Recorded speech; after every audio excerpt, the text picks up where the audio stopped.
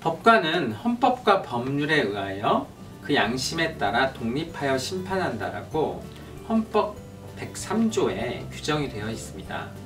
여기서 한 가지 의문점이 생기는데요. 하나의 사건이 똑같은 사안이 있을 때 모든 판사들이 똑같은 판단을 하게 될까요? 이 질문에 대해서 그래야 될 것 같기도 하고 또 아닐 것 같기도 하고 그런 의문점이 생기죠. 그런데 이제 제 주위에 여러 의뢰인들이나 사람들한테 물어봤을 때는 판사마다 결과가 다른 경우가 많을 것 같다 라는 그런 답변이었습니다. 그러면 이 똑같은 사안이 어떤 판사님이 판단을 하게 되느냐 이거에 따라서 결과가 바뀔 수가 있다면 그 원인은 무엇일까요? 이 부분을 생각해 보니 판사님은 이미 과거에 벌어진 일을 사후적으로 판단을 하게 되잖아요. 어떤 초능력을 발휘해서 과거로 거슬러 올라가서 실제 있었던 실체적 진실을 밝혀내는 그런 일은 아닙니다. 그러니까 판사님은 이미 벌어진 일을 양쪽이 주장하는 것 그리고 증거에 따라서 판단을 하게 되는 거죠. 그래서 실체적 진실과 다른 판단이 나올 수도 있는 거죠. 그리고 이제 실체적 진실이라고 할 때 그 실체적 진실이라는 게 꼭 하나만 있는 게 아니고 이 사람이 인식하고 있는 실체적 진실, 저 사람이 인식하고 있는 실체적 진실이 다를 수도 있겠죠. 그러니까 실체적 진실이라는 것도 딱 위에서 볼 때 하나만 있는 게 아니다. 우리 사람들 간에 이제 그 실제 거래 관계든 있었던 사고든 그런 것들이 보는 시각에 따라 또 달라질 수 있는 맹점이 있는 것입니다. 우리가 이제 그 솔로몬의 지혜라고 할 때 이스라엘의 솔로몬 왕이 이런 일화가 있죠. 두 여인이 한 아이를 가지고 각자 자기가 어머니다, 자기가 엄마다라고 판단을 내려달라고 했을 때 솔로몬이 지혜를 발휘해서 그 아이를 그러면 반으로 잘라서 가져가라 이렇게 했더니 두 여인 중에 실제 어머니는 아니다, 그냥 저 여인한테 주어라 라는 반응을 보였고 다른 여인은 반대의 반응을 보였죠. 그래서 실제 어머니가 누군지 지혜를 발휘해서 솔로몬이 판단을 한 것이고 그게 이제 솔로몬의 지혜에 관한 하나의 유명한 이야기로 우리가 듣고 있는데요. 지금 재판을 하는데 판사님이 그런 식으로 판단을 할 수는 없는 거겠죠. 그래서 결과적으로 양쪽 얘기, 증거를 가지고 판단할 수밖에 없고 그리고 그 판단은 같은 사안이라도 어떤 판사님이 판단하느냐에 따라서 달라질 가능성이 생깁니다. 그래서 1심의 결과와 2심, 항소심의 결과가 바뀌는 경우도 종종 있기는 하죠. 그러면 누가 판단하느냐에 따라서 왜 달라지느냐 그 부분이 궁금할 수 있는데요. 판사님은 양심에 따라서 법관의 양심에 따라서 판단을 하지만 판사님도 사람이다 보니까 가치관도 있을 수 있고 그리고 선입견도 있을 수가 있죠. 그래서 똑같은 사안을 어느 쪽 손을 들고 싶은지가 달라질 수밖에 없는 것이죠. 왜냐하면 사람이니까, 사람이 불완전하다 보니까요. 그리고 혹시나 불합리하게 양쪽 다 변호사가 선임이 되어 있다. 근데 이제 한쪽 변호사와 친분이 있다 라고 했을 때는 또 아무래도 손이 친한 쪽으로 굽게 되는 그런 경우도 있을 수는 있겠죠. 그런데 이제 이런 불합리한 그 상황들이 올 수가 있거든요. 근데 내가 재판을 하는데 재판을 진행하는 과정에, 변론의 과정에 실제 우리 쪽을, 내 쪽을 굉장히 안 좋게 보고 있는 것 같다, 또는 재판 진행이 왠지 나한테 불리하게 진행이 되는 것 같다 라는 느낌을 실제 받을 때가 있습니다. 변호사인 저도 이제 재판을 해보면 이 판사님이 우리 주장에 좀 유리하게 생각을 하시는구나, 불리하게 생각을 하시는구나 라는 거를 느낄 때가 있죠. 판사님은 이제 재판을 하면서 전혀 이렇게 어떤 내부 심리를 드러내지 않는 경우도 있는데, 진행을 하면서 직간접적으로 이 사건이 향후에 어떤 방향으로 흘러갈지에 대한 그런 이제 말씀을 하시는 경우도 있거든요. 예를 들어서 우리가 어떤 증거가 필요해서 증거 신청을 했는데 판사님이 증거 신청을 받아주지 않아요. 그리고 사건의 향후 진행 상황에 관해서 또는 결과에 대해서 미리 약간 그 결과를 예측할 수 있는 그런 재판에서의 말씀을 하시는 경우도 있고요. 그러면 그게 나한테 불리하게 돌아가고 있다라고 하면 가슴이 철렁하죠. 그럴 때 과연 어떻게 할 것인가. 물론 재판을 똑똑하게 서면도 잘 쓰고 하는 것, 재판을 열심히 잘 해야 되는 건 너무나 당연한 것이고요. 어떤 경우냐면 이미 이 판사님은 판단을 내리게 되면 나한테 불리하게 판단을 내릴 것 같다. 그럴 때 어떻게 할 것인가. 이 부분이 가장 이제 사람들이, 또 의뢰인 분들이 가장 궁금해하는 것입니다. 근데 이런 경우에 결론은 판사님을 바꿀 수가 있느냐, 뭐 이런 쪽으로 질문이 가죠. 근데 바꾸는 경우도 있습니다. 몇 가지가.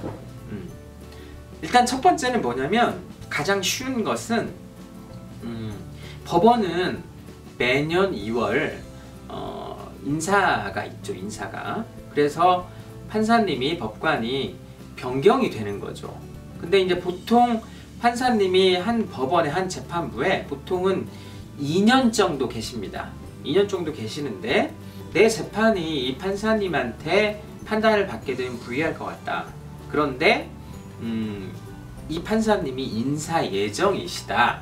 이 판사님이 바뀌어서 다른 판사님의 판단을 받고 싶다 라고 생각이 들면, 일단 다른 증거 신청이나 또는 변론의 방법을 찾아서 사건을 빨리 종결시키지 않고 판사님이 바뀌고 다른 판사님한테 판단을 받는 방법이 첫째 하나가 있습니다. 그리고 두 번째로 재척 기피 회피라는 게 있거든요. 재척이라는 거는 이 사건에 대해서 특별한 관계가 있거나 또는 불공정한 재판을 할 우려가 있는 경우에는 아예 어떤 판사님은 그 재판을 담당하지 않아야 된다 라는 게 재척이고요, 당연하게. 그리고 회피라고 하는 것은 불공정한 재판할 우려나 내가 또 재척 사유에 해당된다라고 하면 판사님 스스로가 이 사건을 내가 재판을 하지 않겠다 라고 다시 다른 재판부에 배당을 해달라, 이렇게 하는 게 회피입니다. 그리고 마지막으로 기피는, 그러니까 재척이나 기피는 아예 처음에 안 맞거나 아니면 배당이 되었지만 다른 재판부로 보내는 거죠. 법원에서 또 판사님이. 그런데 기피는 당사자나 변호인이 이 재판에서 판사님이 불공정한 재판을 할 우려가 있어요 라고 하면 판사님을 이 재판에서 배제해 주세요, 바꿔주세요 라고 신청을 하는 것이 기피인 거죠. 제가 변호사를 하면서 사실 기피 신청은 직접 해본 적은 없고, 기피 신청을 법원에서 하는 걸 여러 번 목격은 했는데요. 어떤 한 변호사님이 재판에 어떤 증인 신청을 해달라, 또 증거 신청을 해달라고 했는데 재판장님이 단호하게 그건 받아들이지 않겠다 라고 말씀을 하시니까 그 변호사님이 되게 열이 받아서 그러면 기피 신청을 하겠습니다. 재판 절차를 중지해 주세요. 그렇게 변론을 하는 걸 경험을 목격한 적이 있고, 보통 이제 기피 신청을 하게 되면 일단 재판 절차는 중단이 되고 그 기피 신청이 적절한지에 대해서 이제 법원에서 또는 다른 재판부에서 위 상급 재판부에서 판단을 하게 되는데요. 그 판단이 있고 나서 다시 재판이 진행이 되는 거죠. 그리고 이제 제가 진행하는 재판에서 상대방 당사자가 또 기피 신청을 하는 경우도 있었고요. 근데 이제 이 기피 신청의 맹점은 불공정한 재판을 하는 우려가 명백하지 않는 한 법원에서 잘 받아주지를 않아요. 기피 신청은. 그래서 기피 신청은 되게 하기가 부담스럽죠. 부담스럽고 법원에서 인용해주는 경우가 굉장히 희박하기 때문에 실제 그 기피 신청이 나중에는 안 좋은 영향을 미칠 수가 있죠. 그래서 기피 신청은 하나의 제도로 되어 있고 법률적으로 보장이 되나 실제적으로는 기피 가능성은 별로 없다, 이렇게 생각하시면 될 것 같습니다. 그리고 이제 마지막 또 하나의 방법은 뭐가 있냐면, 예를 들어 민사 사건 같은 경우에 청구 액수가 2억이 초과되면 합의부의 관할이고 2억 이하면 이제 단독 관할이거든요. 단독은 판사 한 분이 판단을 하는 재판부인 거고, 합의부는 판사님 3분이 재판을 해서 판단을 하는 걸 말하죠. 그런데 어떤 사건에서 지금 단독 사건이다. 근데 이 판사님이 굉장히 판단을 하게 되면 내 사건에 굉장히 안 좋은 결과를 미칠 것 같다 라는 생각이 들 때 재판부를 바꾸는 방법 중에 하나는 내가 원고일 때 청구 금액이 2억을 넘지 않아서 단독 사건에 있다. 근데 2억을 초과해서 청구 액수를 확장을 하게 되면 다시 합의부로 사건이 이송되어야 되기 때문에 바꿀 수가 있는 그런 상태를 만들 수가 있는 거죠. 다만 이제 청구 취지를 확장하는 이유, 그 다음에 명분 이런 것들은 잘 기재를 되어야 하는 것이고요. 피고의 입장에서는 원래 청구를 원고가 한 거잖아요. 피고의 입장에서도 내가 지금 청구를 당했지만 나도 원고에게 받을 것이 있다 주장과 근거를 대고 반소를 할 수가 있겠죠. 그래서 반소로 2억을 초과해서 청구하면 원래 있던 사건 본소와 반소가 같이 합의부로 넘어갈 수 있기 때문에, 그렇게 되면 아예 판단을 하는 재판부가 바뀌기 때문에 결론적으로는 판사님이 바뀌게 되죠. 판단을 하는. 정말 이 판사님은 뭔지 선입견을 가졌든가 아니면 뭔지 상대방의 대리인과 잘 알 수는 없으나 연관성을 갖고 있다, 이런 의심이 재판 진행 중에 들 경우에는 이러한 방법을 통해서 아예 판단을 하는 판사님을 바꿔서 내 사건을 제대로 판단을 받고 싶다, 이럴 때 쓸 수 있는 방법이 재판부 변경 때를 기다리는 방법, 그리고 별로 인용 가능성이 없어서 위험성을 충분히 갖고 있는 기피 신청의 방법, 그리고 본소의 청구 취지를 2억을 초과시켜서 단독에서 합의부로 보내는 방법, 그리고 반소 청구를 2억을 초과해서 청구해서 단독에서 합의부로 바꾸는 방법, 이런 방법들이 있을 수 있다.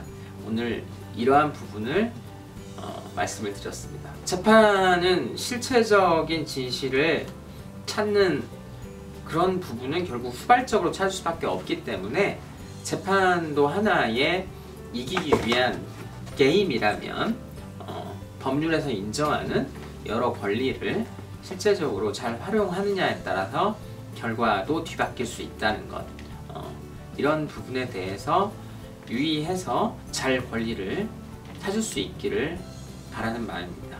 권리 위에 잠자는 자는 보호하지 않는다는 말이 있듯이 자기의 권리는 자기가 잘 알아서 활용을 해야 된다는 것, 이 부분이 마지막으로 당부드리고 싶은 말씀입니다.